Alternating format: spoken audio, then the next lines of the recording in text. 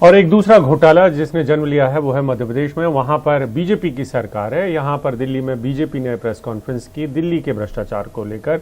और अब बात करते हैं महिला बाल पोषण विभाग की, जहां पर घोटाला हुआ है ऐसा लगता है, क्योंकि ये बात एक रिपोर्ट में आई है।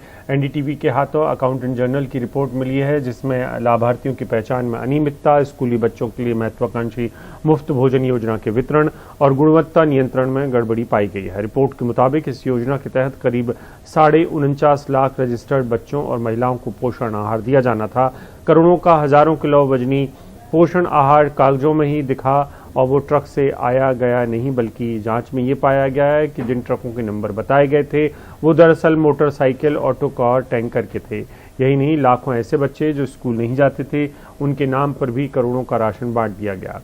भ्रष्टाचार का ये खेल उस मंत्रालय में चल रहा था जो खुद मुख्यमंत्री शिवराज सिंह चौहान के पास है। इस खेल में करदाताओं के करोड़ों रुपए भ्रष्ट सिस्टम की जेब में चले गए और महिलाएं बच्चे कुपोषित ही रह गए। सीएजी रिपोर्ट कोई भी होती है, उसकी राय होती है, वो अंतिम नहीं होती। पहली बात तो ये समझ, ये एक प्रक्रिया का हिस्सा है, अंतिम नहीं है। इसके बाद में ऑडिट रिपोर्ट पर राज्य सरकार स्क्रूटनी करती है। इससे अंतिम निष्कर्ष कहना ठीक नहीं है। ये जब आती है तो अकाउंट सेक्शन के बारे में एक कमेटी होती है अकाउंट की, वो इस पर अंतिम निर्णय करती है। लोक लेखा समिति में जो विधानसभा के अंदर विधायकों की होती है और प्रतिपक्ष का व्यक्ति उसके अंदर लोक लेखा समिति का अध्यक्ष होता है, कभी कभी वहां भी जाती हैं, और इसलिए ये कहना ठीक नहीं है कि ये अंतिम है। 1975 में जब भारत सरकार ने आईसीडीएस योजना शुरू की थी तो उसमें एक कंपोनेंट है, एसएनपी उसको कहा जाता है, सप्लीमेंट्री न्यूट्रिशन प्रोग्राम। और इसी में दो अलग अलग हिस्से हैं, जो एक आप देखते हैं मध्याह्न भोजन स्कूलों में और दूसरा टेक होम राशन है। यानी जो बच्चे, जो गर्भवती महिलाएं, जो ऐसी माताएं जो बच्चे को दूध पिला रही हैं, या फिर 11 से 14 साल की उम्र की लड़कियां जो किसी कारणवश उनसे स्कूल छूट गया, वो स्कूल नहीं जा पा रही हैं। तो मध्य प्रदेश सरकार ने 2018 से 21 के बीच की ये बात है, जब दावा किया कि 4 लाख मीट्रिक टन से ज्यादा टेक होम राशन उसने बांटा 1,35,00,000 लाभार्थियों को, और जिसका मूल्य था लगभग 2,393 करोड़ रुपए। अब इसमें ऑडिटर जनरल ने लगभग 24% हिस्से को ही जांचा है, और जिसमें समझ में आ रहा है कि लगभग 250 करोड़ रुपए का तो ये घोटाला है, और 237 करोड़ का जो अनाज बटा है, चूंकि अलग राज्यों में ले जाकर अलग अलग प्रयोगशालाओं में उसके नमूनों की जांच करनी होती है ताकि उसमें जो न्यूट्रिशनल वैल्यू है उसका पता लग सके, तो वो जांच भी नहीं कराई गई। तो वो गुणवत्ता विहीन थे, ऐसी भी आशंका है। तो ये जो पूरी बात चल रही है 2018 से 2021 के बीच की चल रही है। 2018 में भारत सरकार ने और राज्य सरकार ने कहा था कि जो बेसलाइन सर्वे है वो पूरा किया जाए अप्रैल 2018 तक, लेकिन वो फरवरी 2021 तक भी पूरा नहीं किया गया।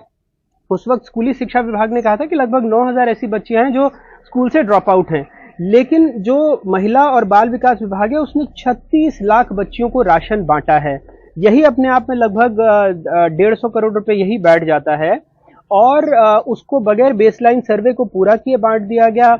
कई ऐसे संयंत्र थे, ये रिपोर्ट बताती है, जो हमारे पास इसकी गोपनीय रिपोर्ट की एक्सक्लूसिव कॉपी है, जो बताती है कि कई संयंत्रों ने जिस दिन चालान से बताया कि पोषण आहार भेजा गया है, उस दिन उस संयंत्र में उतना अनाज, उतना टेक होम राशन था ही नहीं जितना उन्होंने चालान से बता दिया गया।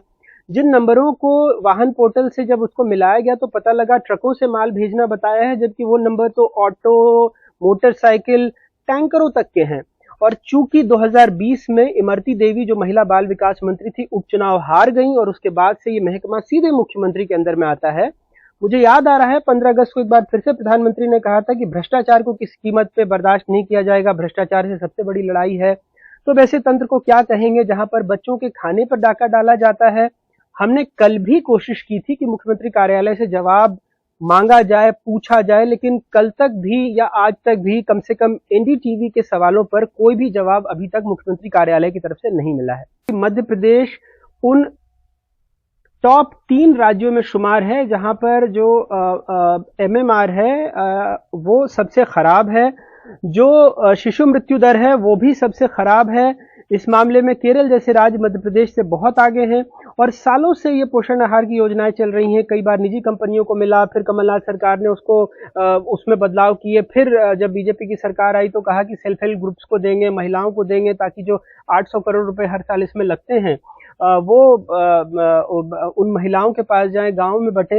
लेकिन हम देखते रहे हैं कि किस तरह से आज भी कई ऐसी तस्वीरें श्योपुर जैसे जिलों से हम लाते रहे हैं, सतना जैसे जिलों से विंध्य में लाते रहे हैं, जहां पर बहुत खराब हालत है बच्चों में, उनका पोषण का स्तर बहुत ही बुरा है। और राइट टू फूड की अक्सर सरकार बात करती रही है, लेकिन अगर इस तरह से घोटाला होगा जिसको खुद ऑडिटर जनरल बता रहे हैं, तो आप समझिए कि इन प्रदेशों में क्या हालत हो रही है जमीनी स्तर पर। और ये मैं बार बार इस पर जोर दे रहा हूं कि सिर्फ 24% है पूरे के पूरे बजट का, और इस बार तो मध्य प्रदेश में कहा गया था कि चाइल्ड बजट हम दे रहे हैं जिसमें 7,000 करोड़ रुपए देंगे बच्चों के अलग अलग योजनाओं पर, लेकिन उसकी एक बानगी तो रिपोर्ट बताती ही है।